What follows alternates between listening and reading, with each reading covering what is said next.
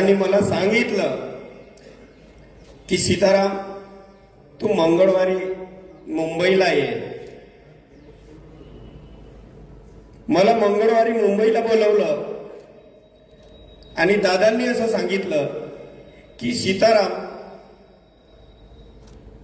मी अभिजित दादांना फोनवर बोललो आहे आणि सीताराम, तुझ्या त्या धडगावचा जो पूल होता ते 47 करोड रुपये लागणार होते, तुझ्या पत्रावर मी निधी मंजूर करून दिला आहे. मला असं वाटतं आम्हाला आता कोण कोण दादा देणार आम्हाला असा की एक शब्दावर, एक युवक जिल्ह्याच्या अध्यक्षावर, पत्रावर एवढं मान देणारे आमचे दादा गेले. आता आम्हाला कोण हाक मारेल की ए सीताराम इकडे ये.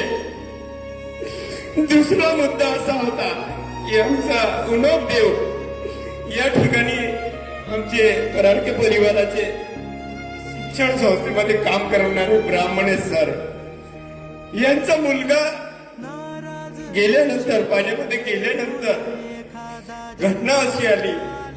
मला अभिजित दादांनी सांगितलं संपूर्ण माहिती घेऊन, आधी ते ताई करेजा, आज ब्राह्मणे सर मला दिसत आहे, परंतु दादांनी आम्हाला इथून रायगडला अभिजित दादासोबत बोलवून घेतलं आणि तिथं देखील त्या परिवाराला न्याय देण्याचा प्रयत्न केला.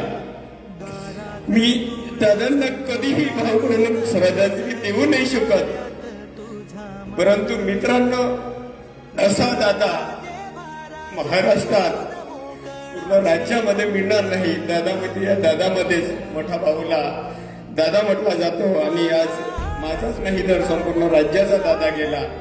संपूर्ण विकासाची धुरा थांबली. एवढंच बोलतो, थांबतो.